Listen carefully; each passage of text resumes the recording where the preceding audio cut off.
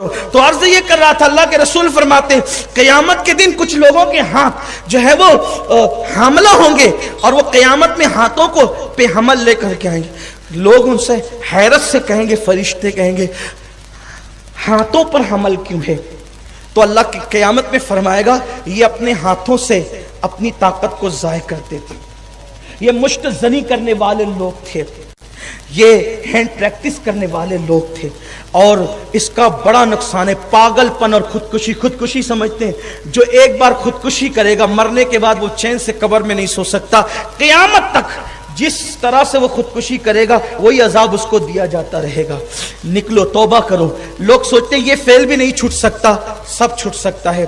گندی پکچریں دیکھنا چھوڑو، گندی سوچ نکال دو دل و دماغ سے، گندی فلمیں دیکھنا چھوڑ دو، تنہائی چھوڑ دو، ایک خود اعتمادی۔ یاد رکھنا ایک جملہ میرا جو بھائی نشے میں ہو یا اس برے کام میں ہو، اگر اس سے نکلنا چاہتا ہے تو میں اس کو ایک جملہ کہنا چاہتا ہوں، ہزاروں جنگ ہارنے سے اتنا نقصان نہیں ہوتا جتنا ایک مرتبہ ہمت ہارنے سے نقصان ہوتا۔ ہزاروں جنگ ہارنے سے اتنا نقصان نہیں ہوتا جتنا ایک مرتبہ ہمت ہارنے سے نقصان ہوتا ہے۔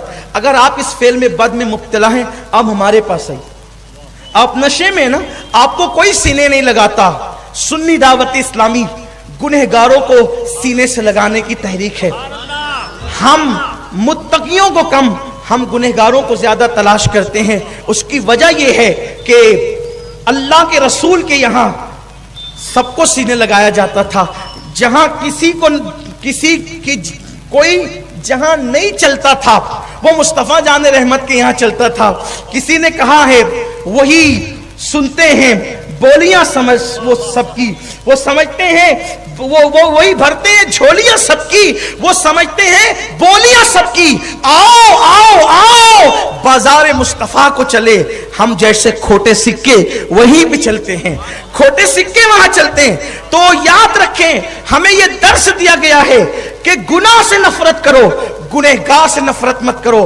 تحدیث نعمت کے لیے کہتا ہوں اللہ کا فضل ہے، درجنوں جوان ایسے شہر بھر کے کیا بلکہ میں جہاں دورے پہ گیا کئی جوان مجھے ایسے ملے، آ کر کے آنسو بہایا، میں نے ان کے سر پہ ہاتھ رکھ کر کے کہا توبہ کر لے، انشاءاللہ سچی توبہ کر، توبہ کی برکت سے خدا تجھے صحت دے گا۔ کئی جوان الحمدللہ انہوں نے توبہ کی اور فعل بد سے نکلے اور خود اعتمادی کے ساتھ آج وہ اپنی زندگی کو گزار رہے ہیں۔ آپ کو ڈرایا گیا ہے کہ اس فعل سے نکل نہیں سکتا، اس فعل سے نکل نہیں سکتا۔ میرے عزیز، جب انسان کفر کے دلدل سے نکل سکتا ہے، جب انسان شرک کے دلدل سے نکل سکتا ہے، تو انسان اس گناہ کے دلدل سے کیوں نہیں نکل سکتا؟